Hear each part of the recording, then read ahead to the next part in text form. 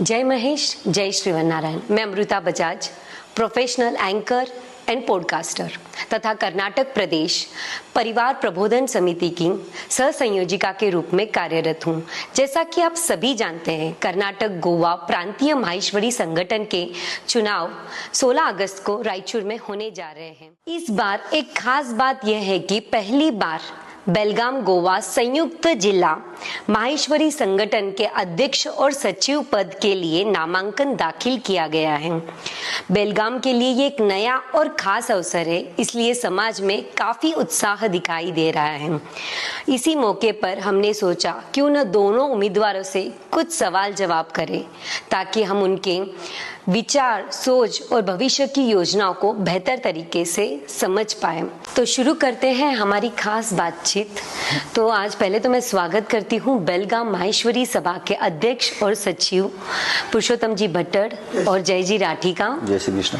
और हमारे आज के दोनों उम्मीदवार, अध्यक्ष उम्मीदवार के लिए राजेंद्र जी मुंदड़ा और सचिव उम्मीदवार के लिए शिरीष जी मालू का तहे दिल से स्वागत करती हूँ। मेरा पहला सवाल है बेलगाम माहेश्वरी सभा के सचिव जय जी राठी से। बेलगाम से इस चुनाव में अध्यक्ष और सचिव पद के लिए नामांकन दाखिल करने की पृष्ठभूमि क्या है? यह निर्णय लेने की आवश्यकता क्यों महसूस हुई? जय महेश, जय श्रीमन नारायण। सर्वप्रथम कर्नाटक गोवा प्रांतीय माहेश्वरी संगठन के लिए अनअपोज चुने गए सभी प्रत्याशियों को बेलगाम माहेश्वरी सभा की ओर से हार्दिक बधाई। जैसा कि आप जानते हैं, बेलगाम कर्नाटक की दूसरी राजधानी है और माहेश्वरी परिवार के संख्या के आधार पर भी बेंगलोर के बाद बेलगाम का ही नाम आता है। बेलगाम ने प्रदेश संगठन से हमेशा कंधे से कंधा मिला के काम किया है। बेलगाम माहेश्वरी सभा से हमने श्री राजेंद्र जी मुंदड़ा एवं श्री शिरीष जी मालू का नामांकन इस आधार पर भरा है। श्री राजेंद्र जी मुंदड़ा पेशे से सीए है और पिछले 38 वर्षों से वे प्रैक्टिस कर रहे हैं। इसके अतिरिक्त उन्होंने बेलगाम माहेश्वरी सभा एवं संगठन में सक्रिय भूमिका निभाई है। बेलगाम माहेश्वरी सभा में 2008 से 2011 तक सचिव, 2014 से 2017 तक अध्यक्ष भी रहे। कर्नाटक प्रदेश में उन्होंने 2011 से 2013 एवं 2013 से 2016 ये 2 सत्र 2 बार वे कोषाध्यक्ष भी रहे। 2016 से 2019 तक संगठन मंत्री, 2019 से 2022 तक सचिव के रूप में भी उन्होंने अपना दायित्व निभाया है। कर्नाटक प्रांतीय माहेश्वरी सभा ट्रस्ट के वे न्यासी भी है। वर्ष 2013 में उन्हें समाज गौरव पुरस्कार से कर्नाटक प्रदेश माहेश्वरी सभा द्वारा सम्मानित भी किया गया। डिजिटल संगठन के लिए निर्माण में उनका योगदान इस प्रकार है।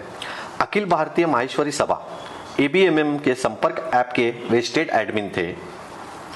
ICAI बेलगाम शाखा के वे स्वर्ण जयंती वर्ष में गोल्डन जुबली चेयरमैन भी रहे। वह शाखा को दक्षिण भारत की सर्वश्रेष्ठ शाखा के लिए भी पुरस्कृत किया गया।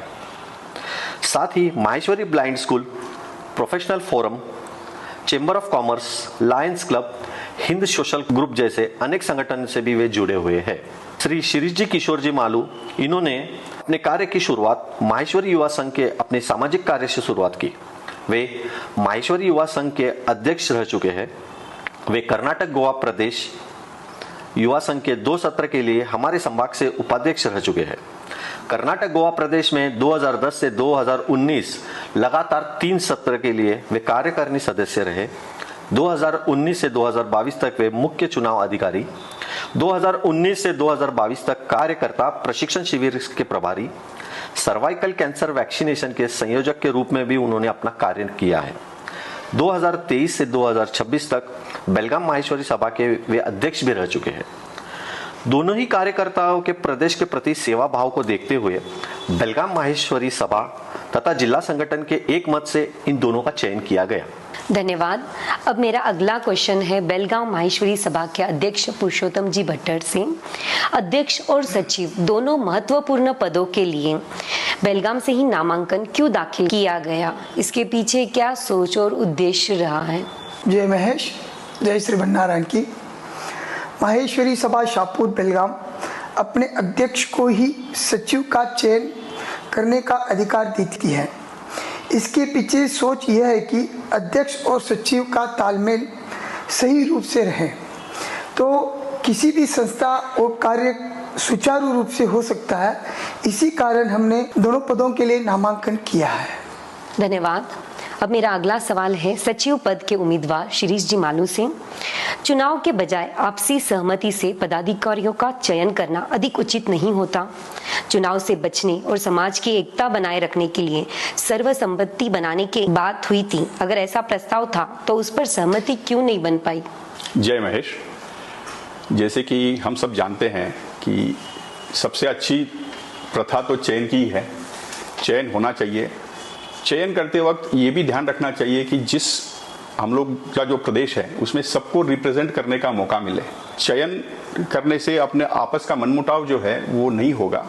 चुनाव ठीक नहीं है समाज के लिए, और हमने ये बात पहले भी कही है और अभी भी कह रहे हैं कि चुनाव हमने थोपा नहीं है। हमने अपनी बात रखी थी कि बेलगाम को आज तक ये मौका नहीं मिला है समाज का नेतृत्व करने का। बाकी प्रदेश में सब गांव को मिला है, तो ये बार हमको भी मिले, इसी सोच के साथ में हमने ये नामांकन भरा। जैसे कि आपने कहा कि सर्वसम्मति का प्रयास हुआ, हाँ जरूर सर्वसम्मति का प्रयास हुआ।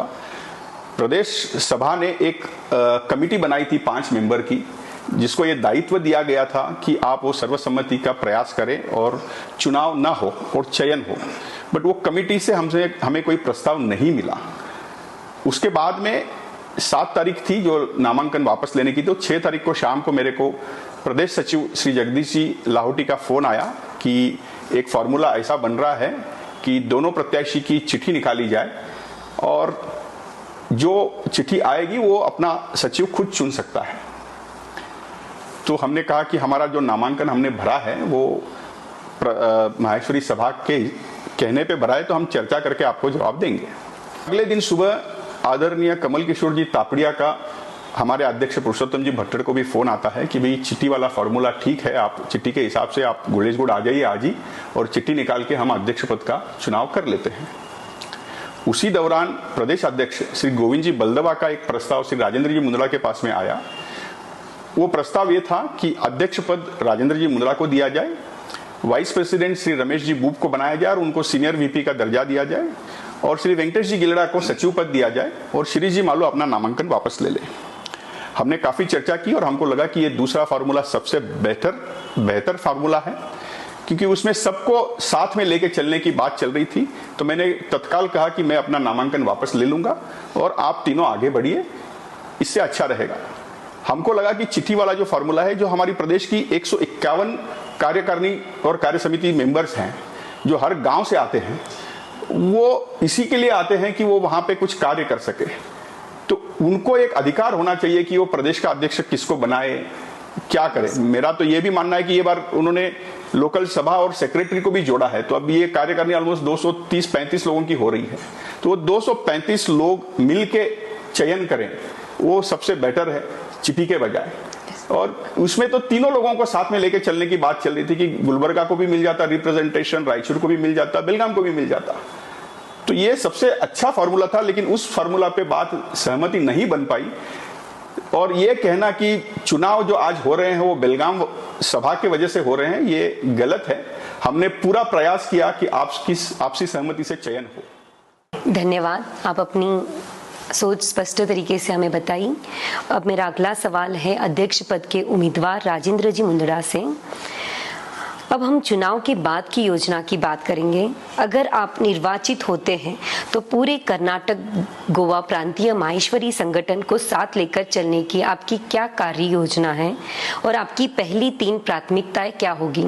जय महेश, सर्वप्रथम मैं माहेश्वरी सभा बेलगाम का आभारी हूँ कि उन्होंने मुझे कर्नाटक गोवा प्रांतीय माहेश्वरी संगठन का नेतृत्व करने के लिए एक प्रत्याशी के रूप में मौका दिया है। और साथ में मैं श्री जी मालू जो सचिव के रूप से आ रहे हैं, जैसे उन्होंने कहा कि अध्यक्ष सेक्रेटरी एक साथ रहे तो काम सुचारू रूप से हो सकता है।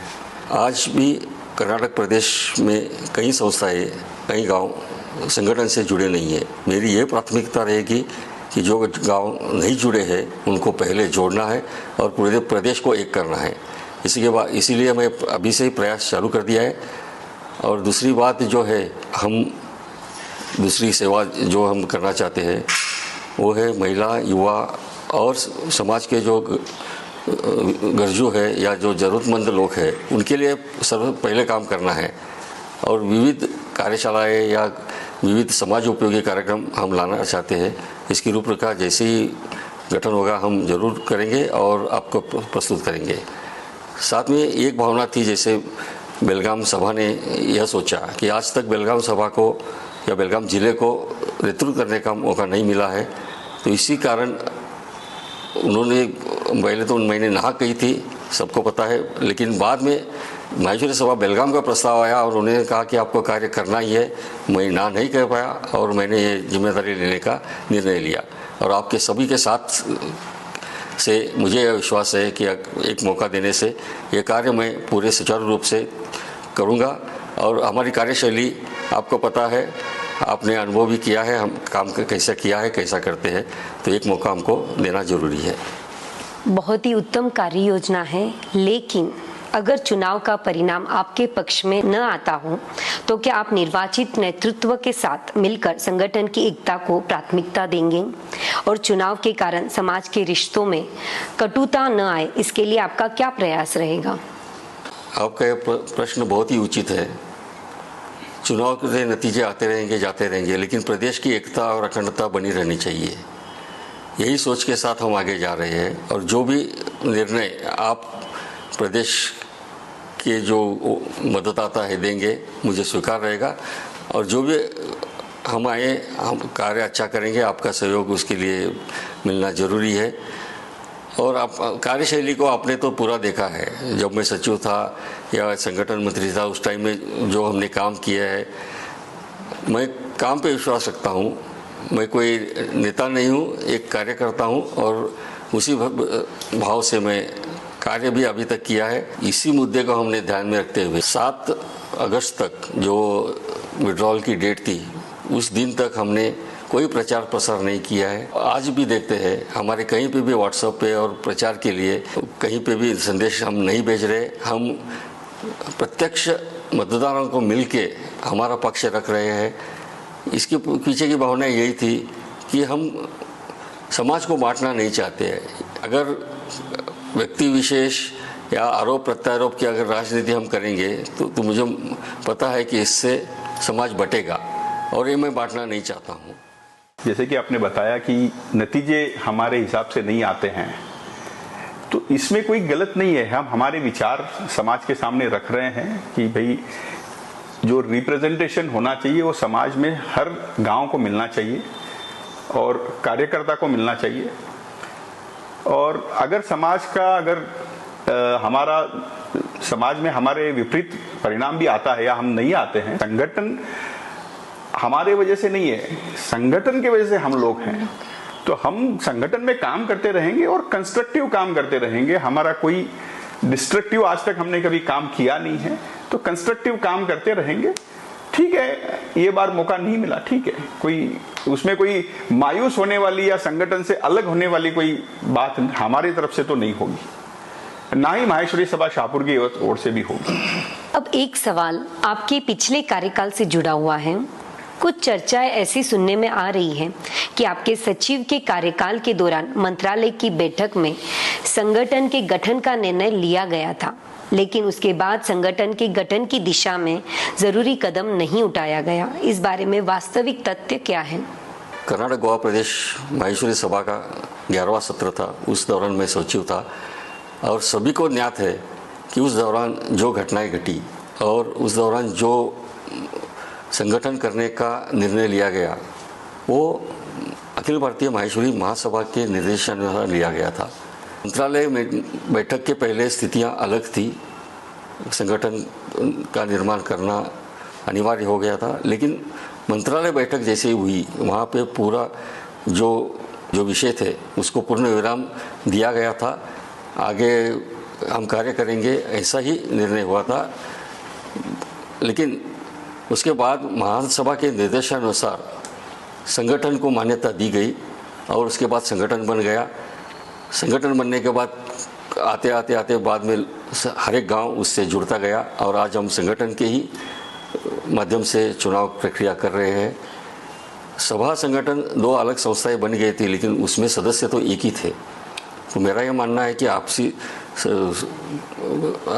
निर्णय से या बैठक सुझाव से या विचारों का आदान प्रदान करते हुए हमको सभा और संगठन का जो भी विषय है उसको पूर्ण विराम देना चाहिए, और संगठन ही आगे बढ़ेगा और संगठन से आगे कार्य होते रहेंगे। तो ये जो धारणा है कि उसका वह दौरान कार्य नहीं हुआ, उस दौरान क्या क्या हमको करना पड़ा ये आप सभी जानते हैं। फिर भी हमने एकता और अखंडता प्रदेश की है वो बनाए रखी और आगे भी बनाए रखेंगे। अंत में आप माहेश्वरी समाज के मतदाताओं से क्या कहना चाहेंगे कि वो आपको अपना अनमोल वोट आपको दें? सभी मतदाताओं को मेरा ये निवेदन रहेगा कि आप मुझे अध्यक्ष रूप में और सचिव के रूप में शिरीष जी को अपना अमूल्य वोट दें और एक सेवा का मौका दें। साथ में ये भी ध्यान रखना चाहिए कि हमारे समाज के सदस्यों में मनमुटाव ना हो, भाईचारे से हमको यह जो भी चुनाव प्रक्रिया है वो पूर्ण करनी है, और उसके साथ में भी उसके बाद हमको एक साथ रहते हुए एक साथ कार्य करते हुए इस संगठन को मजबूत करना है और आगे बढ़ाना है। आज की इस बातचीत के माध्यम से दोनों उम्मीदवारों की सोच, विचार और विजन को समझने की कोशिश की। चुनाव में जीत हार से ज्यादा महत्वपूर्ण है समाज की एकता, सम्मान और साथ मिलकर आगे बढ़ना।